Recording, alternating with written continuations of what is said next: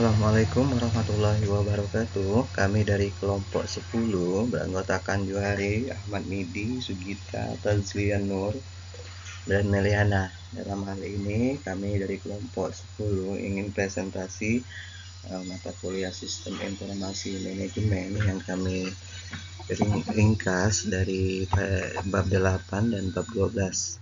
Di bab 8 ada mengamankan sistem informasi 322. Kerentaan dan penyalahgunaan sistem 325, sistem rentan perangkat lunak yang berbahaya, ada virus, worm, trojan horses, dan spyware, peretas, dan kejahatan komputer ancaman internal. Menetapkan kerangka kerja untuk keamanan dan pengendalian 340, ada kontrol sistem informasi 340, penilaian risiko 341, kebijakan 342, perencanaan pemulihan bencana dan kelangsungan bisnis, perencanaan 343, plan audit 344, kontrol sistem informasi, tugas beresiko, kebijakan keamanan, perencanaan pemulihan dan kelangsungan bisnis, perencanaan ada plan audit, firewall, sistem deteksi intrusi dan perangkat lunak antivirus. Firewall dapat mencegah pengguna yang tidak bisa akses jaringan pribadi. Firewall adalah kombinasi perangkat keras dan perangkat lunak yang mengontrol lalu lintas jaringan masuk dan keluarnya. Biasanya ditempatkan di antara jaringan internal pribadi, organisasi, dan eksternal.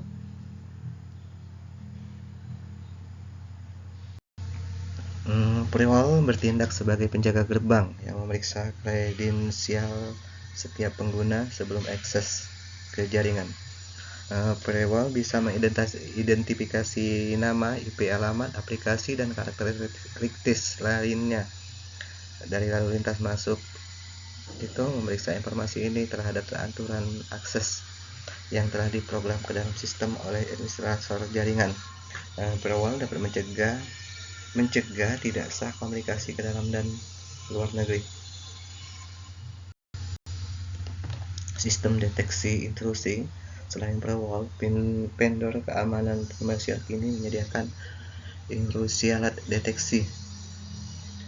Dalam sistem deteksi intrusi ada perangkat lunak antivirus dan anti-spyware.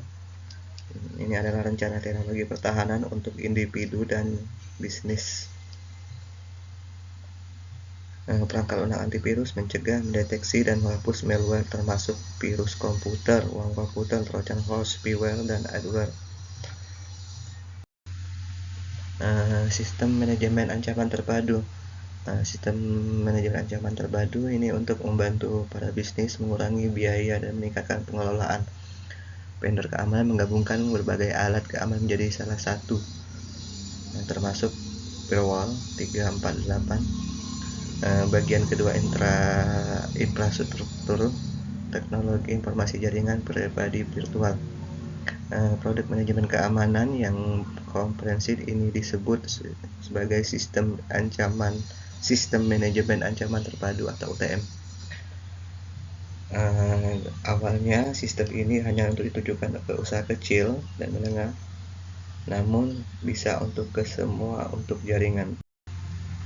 Enskripsi dan infrastruktur kunci publik. Banyak pebisnis menggunakan enskripsi untuk melindungi konfirmasi digital yang disimpan, transfer secara fisik, atau mengirim melalui internet. Enkripsi di sini adalah proses dari mengubah teks atau data biasa menjadi teks sandi yang tidak dapat dibaca oleh siapapun selain pengirim dan penerima yang dituju. Data dienkripsi dengan menggunakan kode numerik rahasia. Jadi yang disebut kunci enkripsi itu yang mengubah data biasa menjadi teks sandi. Jadi pesan harus terenkripsi oleh penerima. Mengamankan jaringan nirkabel. Standar keamanan awal yang dikembangkan untuk WiFi disebut Wide Equivalent Privacy atau WEP.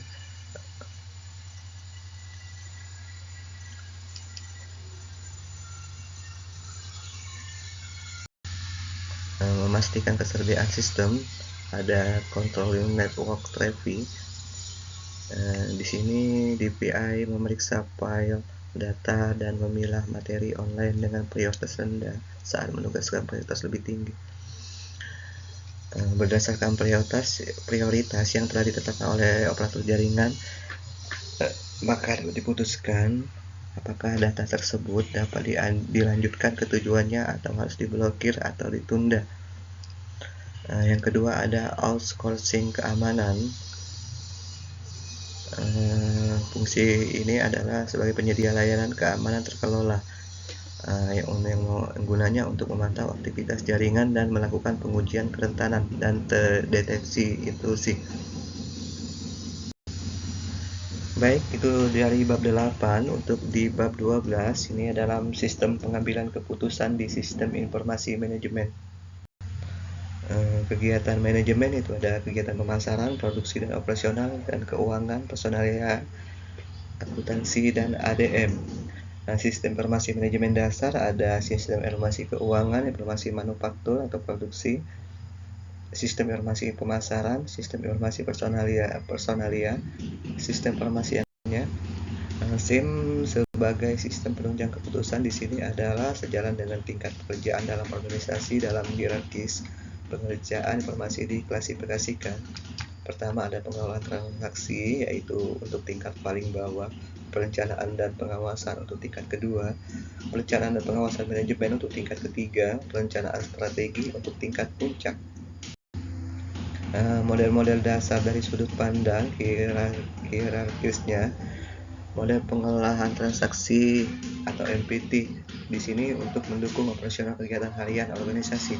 Yang kedua, model pendukung manajemen MPM untuk membantu kegiatan harian manajer. Model pendukung keputusan MPK, langkah-langkah manajemen dalam memberikan bantuan keputusan polanya total dalam suatu sistem. Cara pendidikan yang ilmiah, model di sini ada klasifikasi model informasi dalam organisasi. Itu model transaksi MPT, MPM, MPK, MPE.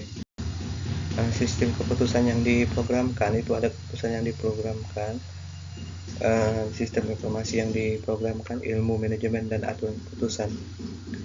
Sistem pendukung keputusan atau DSS, dasar konsep harus membantu manajer membuat keputusan untuk memecahkan masalah, mendukung penilaian manajer, meningkatkan efektivitas. Tujuan DSS yang berhubungan dengan prinsip-prinsip dasar meliputi struktur masalah, yaitu susah membedakan sepenuhnya masalah, struktur dan terstruktur. Dukungan keputusan komputer dapat diterapkan pada bagian masalah yang terstruktur. Efektivitas keputusan. Di sini ada sistem pakar. Sistem pakar adalah program komputer yang mencoba untuk mewakili pengetahuan dari pakar manusia dalam bentuk heuristik. Kegiatan memberikan pada mesin seperti komputer dengan kemampuan untuk menampilkan perilaku yang dianggap cerdas jika itu oleh manusia. Yang diterapkan dalam bisnis yang melibatkan dalam bentuk sistem basis pengetahuan, yaitu sistem pakar, sistem software mengambil keputusan jaringan saraf, yaitu model sistem saraf manusia yang sederhana untuk menunjukkan kemampuan seperti belajar. Generalisasi, ada sistem persepsi, ada belajar, robotika, perangkat keras, proses ilmiah. Keuntungan dan kerugian sistem pakar.